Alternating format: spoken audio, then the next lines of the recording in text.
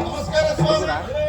ಸದಾನಂದ ಯಾವಾಗ ಪಂಚಮೂರ್ತಿ ಸೂರ್ಯ ಗಣಪತಿ ಅಂಬಿಕಾ ಶಿವ ವಿಷ್ಣು ಪಂಚಮೂರ್ತಿ ಅದೆಲ್ಲ ದೇವಸ್ಥಾನದಲ್ಲೇ ಉಂಟು. ಮತ್ತೆ ನಾನು ಇಲ್ಲಿದ್ದೇನೆ. ಓ ಹೆಸರು ಸಂತೋಷ.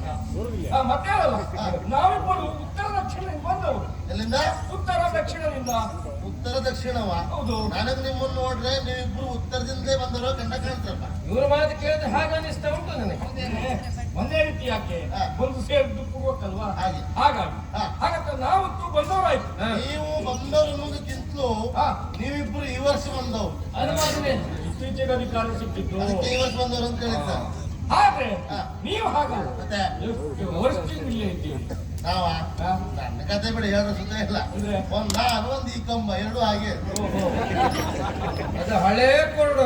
ಅದು ಬಿಟ್ಟಿದೆ ಕೊಡಿ. ಈಗ ಅದು ಬೇಕಾ ಮಾತೇ ಇಲ್ವಾ? ಮನೆಗೊಂದು ಹಳೆ ಕುಂಟೆ, ಒಲೆಗೊಂದು ಅಡಿ ಕುಂಟೆ. ನಮ್ಮನ್ನು ಅಡಿ ಕುಂಟೆ ಮಾಡ್ಲಿಕ್ಕೆ ಹೊರಟ್ರಿ ನೀವು. ಬೇಕಾದವರು ಹಾಗೆ ಮದುವೆ ಇಲ್ಲ. ಯಾಕದು? ಈ ವರ್ಷ ಬಂದವರು ಬರುವಷ್ಟು ನಿಲ್ತರು ಹೇಳೋ ವಿಶ್ವಾಸ ನಂಗಿಲ್ಲ. ಮೊದಲ ಕಾಲದಲ್ಲಿ ಇತ್ತು ಆ ವಿಶ್ವಾಸ, ಈಗೆಲ್ಲ ಹೊರಟೋಗಿದೆ. ಈಗ ಹಾಗೆ ಬಂದಷ್ಟು ದಿವಸ ಚಂದದಿರುವ ನಮ್ಗೇನು ನೋಡಿ. ಈಗ ಬಂದವರು ಬಂದ್ರೆ ನಮ್ಗೆ ಹೆಚ್ಚು ಕೊಡುವುದಿಲ್ಲ, ಬಂದವ್ರು ಬಿಟ್ಟು ಹೋದ್ರೆ ನಂಗೆ ಕಡಿಮೆ ಕೊಡುವುದಿಲ್ಲ. ಅಲ್ಲ ಅದು ಉಂಟು. ನಂಗೆ ಮಾತಾಡೋದು ಸಿಕ್ಕತ್ತೆ ಅದರಲ್ಲಿ ಬಿಸಿ ಇಲ್ಲ. ಮತ್ತೆ ಅಷ್ಟೇ. ಮತ್ತೆ ಬಿಟ್ಟು ಹೋಗುವಾಗ ನಾನು ಬಿಡುವುದಕ್ಕೆ ಸದಾನಂದ ಕಾರಣ ಅಂತ ಯಜಮಾನರ ಹತ್ರ ಹೇಳೋದ್ರೆ ಅದು ಸಣ್ಣ ಕೊಟ್ಟು ಇಲ್ಲಿವರೆಗೆ ಯಾರು ಹೇಳೋರಿಲ್ಲ. ಇನ್ನು ಹೇಳೋ ಲಕ್ಷಣ ಉಂಟು. ನಿಮ್ಮ ಸುದ್ದಿ ಸುದ್ದಿ ಯಾಕೆ ಮತ್ತೆ ಗೊತ್ತಾಗಿರುವ ಸುದ್ದಿ ಮಾತಾಡ ಒಳ್ಳೇದು. ಯಾಕೆ ಬಂದಿದ್ದೇವೆ ನಾವು ಅವಸರವಾಗಿ ಗೊತ್ತಿಲ್ಲ. ನಮ್ಮ ಮಿತ್ರ ಭಾನು ಪ್ರತಾಪ ಬಿಹಾರಕ್ಕೆ ಅಂತ ಹೋಗಿದವು. ವಿವಾಹ ಆಗಿ ಬರ್ತಾ ಇದ್ದಾರೆ ಅಂತ ವಾರ್ತೆ ಬಂದಿದೆ. ಬರ್ತಾ ಇದ್ದಾರೆ, ಬಹಳ ಸಂತೋಷ. ಹಾಗಾಗಿ ನೋಡು ಊರೆಲ್ಲ ಶೃಂಗಾರ ಆಗ್ತಾ ಉಂಟು. ಶೃಂಗಾರ ಅದಕ್ಕೆ ಸ್ವಾಗತಕ್ಕೆ. ಅದು ಒಂದು ಈ ಉತ್ಸವ ಮೂರ್ತಿ ಊರೆಲ್ಲ ಸುತ್ತಿದ್ರು ಬರುವುದು ಎಲ್ಲಿಗೆ? ಗರ್ಭಗುಡಿಗೆ. ಹೌದಾ? ಅದೇ ರೀತಿಯಲ್ಲಿ ಈ ಹೊಸ ಜೋಡಿ ನಾಡೆಲ್ಲ ವಿಹರಿಸಿದ್ರು ಬರುವುದು ಅರಮನೆ. ಇಲ್ಲಿ ಅವರಿಗೆ ಭವ್ಯವಾದ ಸ್ವಾಗತ ಆಗ್ಬೇಕು. ಹೇಗೆ ಸುಮ್ಮನೆ ಮನೆ ತೆಗೆದು ಹಾಕುವುದಲ್ಲ, ಕ್ರಮ ಅಂತೂ. ಈಗ ಮನೆ ಕಟ್ಟುವುದಾದ್ರೆ ಹೇಗಪ್ಪ, ಒಂದು ಸ್ಥಳ ನೋಡಿ ಆಮೇಲೆ ಬರೀ ಸ್ಥಳ ನಾವು ಮಾತ್ರ ನೋಡುವುದಲ್ಲ, ಒಳ್ಳೆ ಬಟ್ಟೆ ಕರ್ಕೊಂಡು ಹೋಗಿ ಜಾಗ ತೋರಿಸ್ಬೇಕು. ಈ ಜಾಗದಲ್ಲಿ ನಾಗ ನಡೆ ಉಂಟಾ, ಬೇರೆ ಪತ್ರ ಉಂಟಾ, ನೀರು ಸಿಗ್ತದ ಉಂಟಾ, ನೀರು ಸಿಗ್ತದ, ಅಲ್ಲ ಕಲ್ಲು ಸಿಗ್ತದ. ಬರೀ ಕಲ್ಲು ಸಿಕ್ಕಿದ್ರೆ ಕಲ್ಲು ಕೊರೆ ಮಾಡ್ಬಹುದಾ? ಹಾಗೆ ಅಂದ್ರೆ ಸ್ಥಳ ಆಗಿ ಬರ್ತದೋ ಇಲ್ವೋ ನೋಡಿ ಶುದ್ಧಿ ಕಾರ್ಯ ಮಾಡಿ ಆಯಾ ಉಪಾಯ. ಹೌದಪ್ಪ. ಈಗ ಅರಮನೆಗಾದ್ರೆ ಅವನ ಕಟ್ಟಿದ್ದಾನೆ, ಇಲ್ಲಿ ಅಲಂಕಾರ ಮಾಡುದಿದ್ರು ಮೊದಲು ಗುಡಿಸಿ ಒರೆಸಿ ಚೊಕ್ಕ ಮಾಡಬೇಕು, ಆಮೇಲೆ ಅಂದ್ರೆ ನಿಮ್ಮ ಮಾತಿನ ತಾತ್ಪರ್ಯ ಏನು ಕೇಳಿದ್ರೆ ಒಟ್ಟು ಸ್ವಚ್ಛ ಆಗ್ಬೇಕು ಅಂತ. ಹೌದೌದು. ಸ್ವಚ್ಛ ಮಾಡುವ ವಿಷಯದಲ್ಲಿ ಹೇಳಬೇಕು ಅಂತ ನೋಡಿ ಸ್ವಾಮಿ. ಈ ಅರಮನೆಯ ಪಾರುಪತ್ಯಗಾರ ನಾನಿರುವಾಗ ನೀನ್ ಮಾತಾಡುವುದಾ?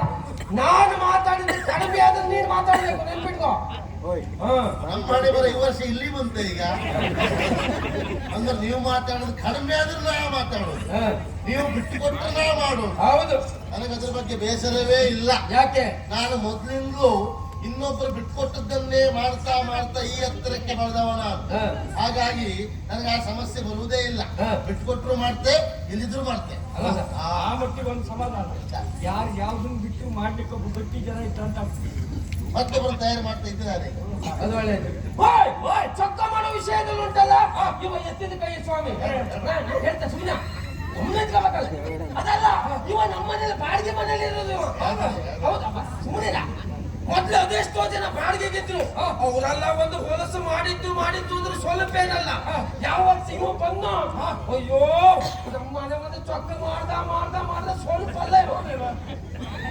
ನಾನು ಕೋಪದಲ್ಲಿ ಬಾಡಿಗೆ ಗುರುದಾದ್ರು ಮನೆಯಲ್ಲಿ ಸಕ್ಕಟವಾಗಿ ಇಟ್ಕೊಂಡಿದ್ದೇನೆ. ಯಾಕೆ? ನಾನು ಬಾಡಿಗೆ ಮನೆ ತಿಳ್ಕೊಳ್ಳೇ ಇಲ್ಲ. ಅದಲ್ಲ, ಸ್ವಂತ ಮನೆ ಹಾಗಾಗಿ ಹೆಸರು ಬಂದು ಹಾಗಾಯ್ತು ಅಷ್ಟೇ.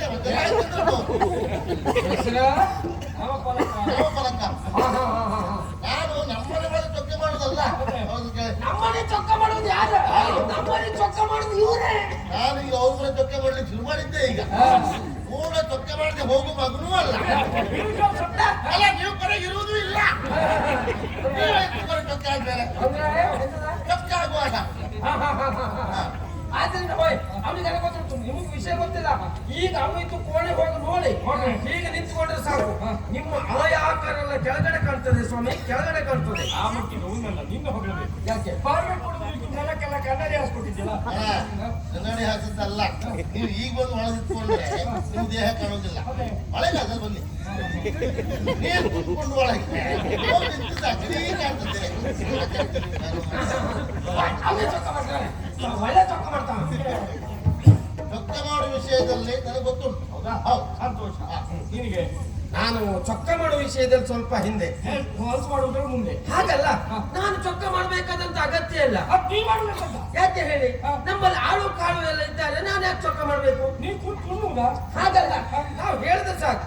ಏಯ್ ಈ ಕೆಲಸನ ನೀವ್ ಮಾಡೋದು, ಈ ಕೆಲಸ ನೀವ್ ಮಾಡ್ತೀಯಾ, ಆಯ್ತು ನೀನೇ ಮಾಡಿ, ಇಷ್ಟು ಹೇಳಿದ್ರೆ ಸಾಕು. ನಾವು ಅದ ಇವರಂತಲ್ಲ, ಕೆಲವರಲ್ಲಿದ್ದಾರೆ ಹೊಡಿ ಯಜಮಾನಿಕೆ, ಅವ್ರು ಕೆಲಸ ಮಾಡುದಿಲ್ಲ, ಯಜಮಾನಿಕೆ ಮಾಡುವವರು ಮಾಡ್ತಾ ಇದ್ರು. ಇವರು ಒಂದು ಯಜಮಾನಿಕೆ. ಉದಾಹರಣೆಗೆ ಪಂಕ್ತಿಯಲ್ಲೆಲ್ಲ ಕೂತಿರ್ತಾರೆ, ಬಡಿಸಬೇಕು ಅಂತ ಸಾರು, ಸಾಂಬಾರು, ಅನ್ನ, ಪಾಯಸ ಇತ್ಯಾದಿ ಭಕ್ಷ್ಯಗಳನ್ನೆಲ್ಲ ಹಿಡ್ಕೊಂಡು ತಯಾರಾಗಿರ್ತಾರೆ. ಆಗ ಒಬ್ಬರು ಬಂದು ಹುಡುಗನ ಕರೆಯೋದು, ತಮ್ಮ ಇಲ್ವಾರ ಅದೆಂತದ, ಅದ ಹಣ ಸಾರು, ಅದು ಎಲ್ಲಿಗದ, ಅದು ಈ ಪಂಕ್ತಿಗೆ. ಈ ಪಂಕ್ತಿ ಸಾರು ಆಗ್ಲೇ ಮತ್ತೊಬ್ಬರು ಕಾಯ್ತ, ಇದೆಂತ ಕೇಳದ, ಅವು ಪಾಯಸ, ಅದು ಎಲ್ಲಿಗೆ, ಅದು ಆ ಪಂಕ್ತಿಗೆ. ಆ ಪಂಕ್ತಿ ಪಾಯಸವಾಗ್ಲೇ,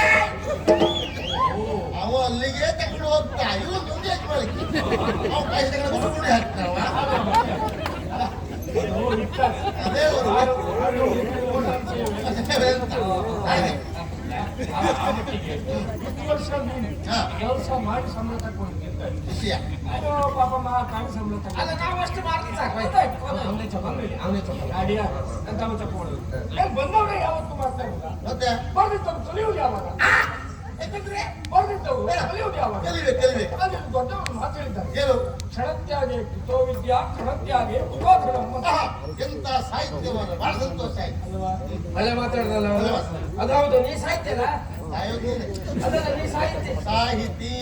ಹೌದಲ್ಲ, ಅದೇ ಹೌದು ಅಂತ ಆದ್ರೆ ಇವ್ರು ಹೇಳಿದ್ರಲ್ಲ, ಅದ್ರ ಅರ್ಥ ಎಂತದ್ದು ಸ್ವಲ್ಪ ಹೇಳಪ್ಪ ನೀನು.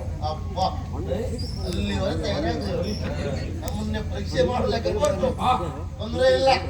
ಈಗ ಅವ್ರು ಹೇಳೋದಕ್ಕೆ ನನಗೆ ಅರ್ಥ ಗೊತ್ತಿಲ್ಲ ಅಂತಲ್ಲ, ಆದ್ರೂ ನಾನು ಅರ್ಥ ಹೇಳೋದಿಲ್ಲ. ಯಾಕೆ?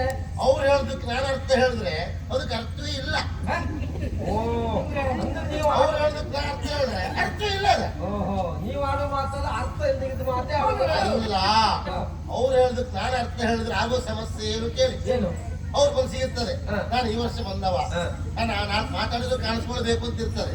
ನಾವು ಮತ್ತೆ ಬಾಯಿ ಹಾಕಿದ್ರೆ ಅವ್ರಿಗೆ ಏನಾಗ್ತದೆ, ನಾನು ಆಡೋ ಮಾತಲ್ಲ, ಈ ಪಾಪಿ ಮಗ ಆಡಿ ನಮ್ಗೆ ಉಪದ್ರ ಕೊಡ್ತಾ ಇದ್ದ, ನಾವು ಮಾತಾಡ್ಲಿಕ್ಕೆ ಕೊಡುದಿಲ್ಲ. ನಾನು ಎದುರು ಹೇಳಿದ್ರು ಹಿಂದೆ ಹೇಳ್ತಿದ್ರೆ ನೀವ್ ಹೇಳ್ತೀರಿ ಅಂತ ಅಲ್ಲ, ಈ ಕಡೆ ಇದ್ದವನಿಗೆ ಆ ಭಾವನೆ ಬೇಕು ಅಂತ. ಇನ್ನೊಬ್ಬರನ್ನು ಸತ್ತು ನಾವು ತೊಡಬಾರ್ದು, ಮಧ್ಯ ಇವ್ರದ್ದು ಅರ್ಥ ನಮ್ದು ಆಗಬಾರ್ದು. ಅದರಿಂದ ನಿಮ್ಮ ನಾನು ಹೇಳಿದ್ರೆ ಅರ್ಥ ಇಲ್ಲ. ಕಲೀಲಿಕ್ಕೆ ಅಂತ ಹೊರಟವ